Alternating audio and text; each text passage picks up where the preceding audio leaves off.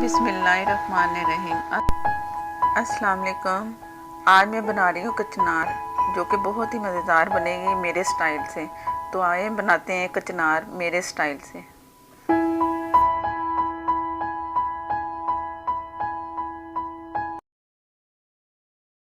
गोश्त भी नज़र आ रहा है, कचनार भी नज़र आ रही है। ये मैंने साफ़ कर ली है। ये वाली इसकी डंडियाँ थी, इस पे कचनार लगी होती। जैसे ये इस तरह करके सारे तोड़ के ये डंडियाँ मैंने अलग कर ली हैं। और ये कचनार को मैंने सारा साफ़ करके धो लिया है। और ये मेरे पास आधा किलो के करीब कचनार रहेगी डंडियाँ निकाल के। और ये आधा किलो के करीब गोश्त है मेरे पास।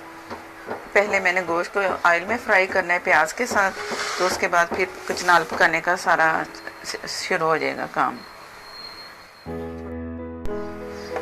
ऑयल मैंने पहले से ले लिया है, गरम हो रहा है ऑयल। हांडी पहले गरम करनी चाहिए ताकि वो जल्दी जल्दी हमारा काम हो। तो हांडी गरम है, ऑयल भी मैंने गरम कर लिया है। प्याज है मेरे पास, 2 बड़ी प्याज मैंने काट ली है। तो मैं ये इसमें ऑयल गरम में प्याज शामिल कर दूंगी। बिस्मिल्लाहिर्रहमानिर्रहीम।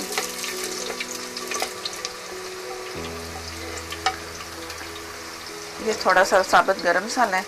और ये लहसुन है, 1 चम्मच मेरे पास पिसा हुआ था, 1 चम्मच ये बन गया, तो ये 2 चम्मच पूरे हो जाएंगे।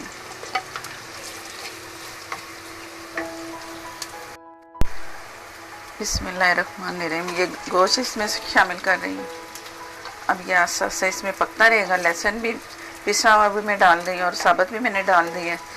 तो पिसा हुआ सारा पूरा नहीं था मेरे पास, इसलिए मैंने कुछ साबुत डाला है। ये 1 टेबल स्पून गया पिसा हुआ लहसुन अदरक। अब ये मैं आस्ते आस्ते से चलाती रहूँगी। प्याज भी साथ साथ इसके भुनता रहेगा। और गोश्त ये बगैर पानी के जब ऑयल में गोश्त बनाती हूँ तो ये बहुत अच्छा जायका इसका आता है। या पानी सारा डाल दो, सारा कुछ डाल के इकट्ठा पकाना शुरू हो जाओ गोश्त का सालन, तो वो फिर सही नहीं रहता। इस तरह जायका भी अच्छा आता है, खाने का जायका भी बहुत अच्छा, और गोश्त का भी। तो अब इसे थोड़ी देर के लिए मैं पकने दे रही हूँ बगैर पानी के। इसमें मैंने भी कुछ भी नहीं मिलाया, प्याज लहसुन और गोश्त है और ऑयल। अब इसे मैं ढक के छोड़ दूँगी जब तक ये पकता रहेगा। और फिर इसके बाद मसाले मैंने इसमें डालने हैं।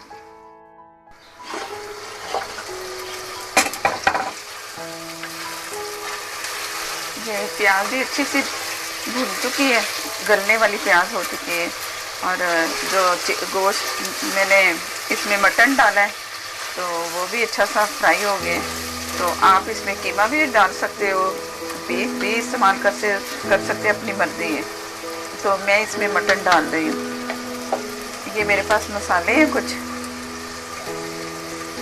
ये मिर्च है, पिसी लाल मिर्च 1 टेबल स्पून, हल्दी 1/2 टीस्पून, नमक 1 टीस्पून, साबुत धनिया कुटा हुआ, ज़ीरा कुटा हुआ एक ये टेबल है। और ये 30 है।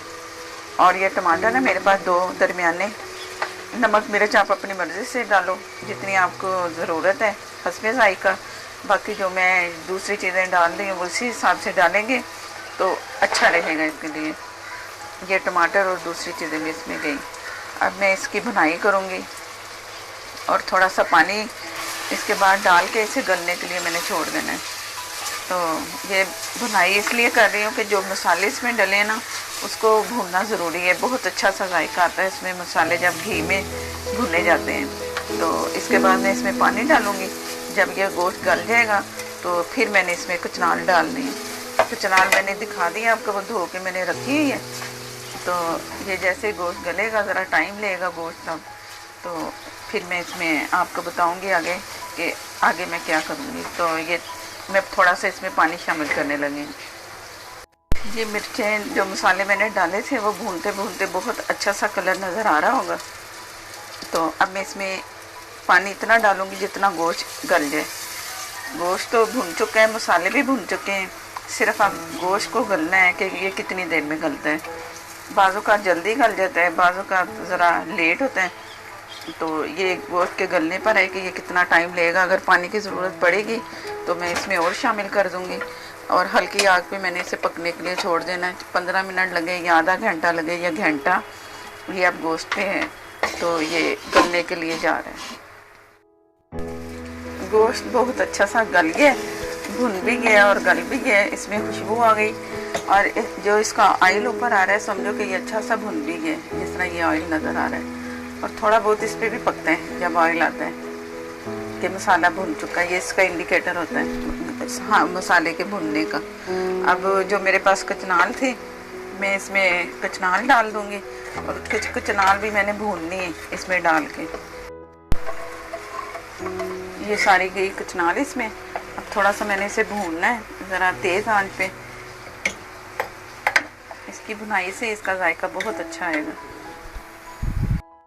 इसमें कचनाल में मसाला ज़्यादा होना चाहिए, जैसा कि मैंने 2 बड़े प्याज इसमें डाले हैं, 2 टमाटर इसमें डाल गए हैं और 1 प्याली मैंने इसमें दही शामिल करनी है, तो इससे अच्छा खासा इसका मसाला होगा।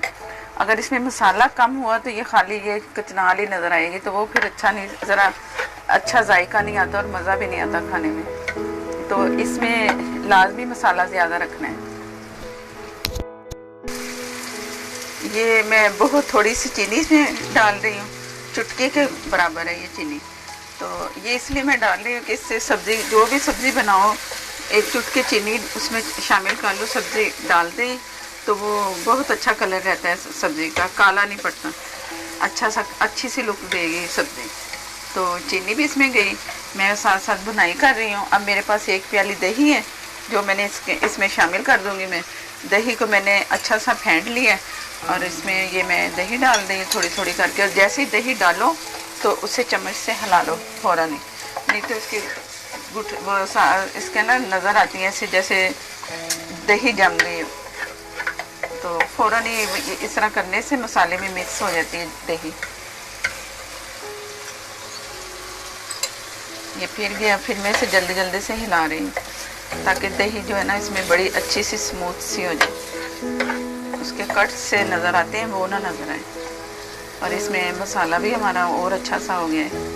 अब जैसे ये घी आएगा तो इसमें बहुत अच्छा सा ये लगेगा मसाला, नहीं तो वो सूखी सी कचनाल भी जो है ना वो खाई भी नहीं जाती और सही भी नहीं रहती, देखने में भी नहीं अच्छी और खाने में भी नहीं अच्छी।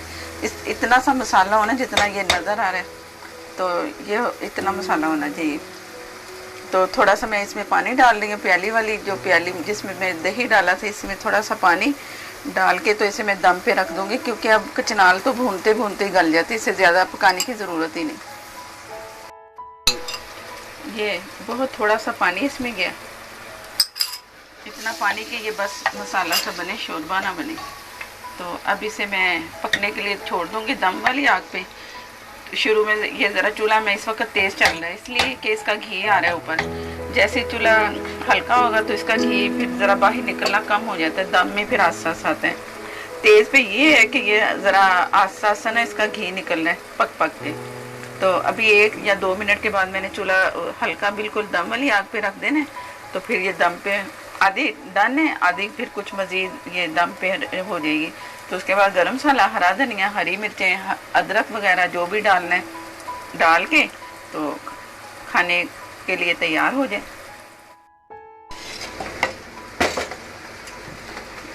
ये इसमें मैं कुछ हरी मिर्चें डाल रही हूँ।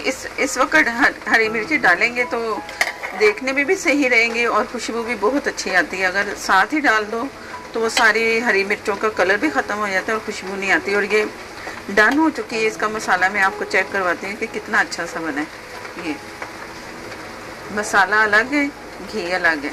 ये इस तरह के अगर रखेंगे कचनाल तो खाने में बहुत मज़ा आएगा। और मुझे जब भी मैं कुछ बनाऊँ, कुछ पसंद आए तो मुझे बताया करें, मुझे कमेंट में भेजा करें कि मैंने कैसा बनाया है, कैसा लगा है, कोई गलती है गलती भी बताएं तो मैं ज़रूर उस पर अमल करूँगी। अगर कोई गलती होगी तो मुझे, जो मेरे नए देखने वाले हैं वो मुझे सब्सक्राइब करें और लाइक देना मत भूला करें, लाइक भी दिया करें ताकि मुझे हौसला अफजाई हो कि कोई देख रहा है, कोई पसंद भी कर रहा है कि नहीं कर रहा। तो ये तैयार है, डिश आउट करके दिखाती हूँ आपको कि कैसा रहा। और बारिश भी हो रही है बाहर, यहाँ ओले पड़ रहे हैं लाहौर में इस वक्त, बहुत अच्छा मौसम है। आवाज़ भी आ रही होगी बारिश की और ओलों की। गर्मी का मौसम है लेकिन मौसम इतना अच्छा ठंडा ठंडा मौसम हो गया, इंजॉय हो रहा है खूब। अल्लाह हाफिज़। और मैं दिखाती हूँ आपको डाल के।